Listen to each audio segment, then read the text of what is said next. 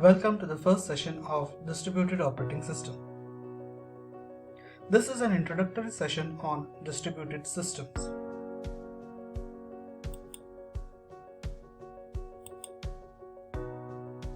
The computer systems are undergoing a revolution. From the year 1945, when the modern computer era began, until about 1985, computers were large and very expensive. Even the mini computers cost tens of thousands of dollars each.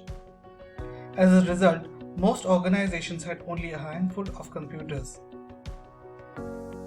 And for lack of a way to connect them, this operated independently from one another.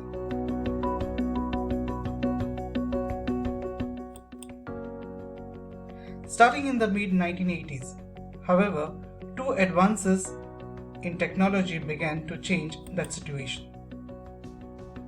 The first was the development of powerful microprocessors.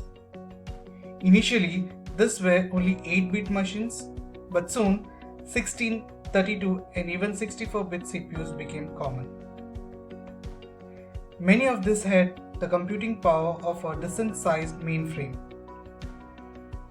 but for a fraction of the price.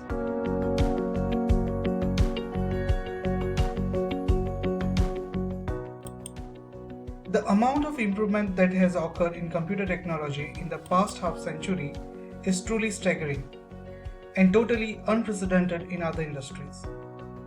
From a machine that cost $10 million and executed one instruction per second, now we have machines that cost $1,000 and execute 10 million instructions per second. The second development was the invention of high-speed computer networks. The local area networks, or LANs, allow dozens or even hundreds of machines within a building to be connected in such a way that small amount of information can be transferred between machines in milliseconds or so.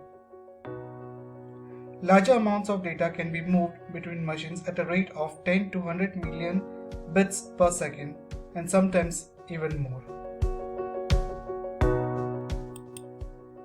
The Wide Area Network, or WAN, allows millions of machines all over the earth to be connected at speeds varying from 64 kbps to gigabytes per second.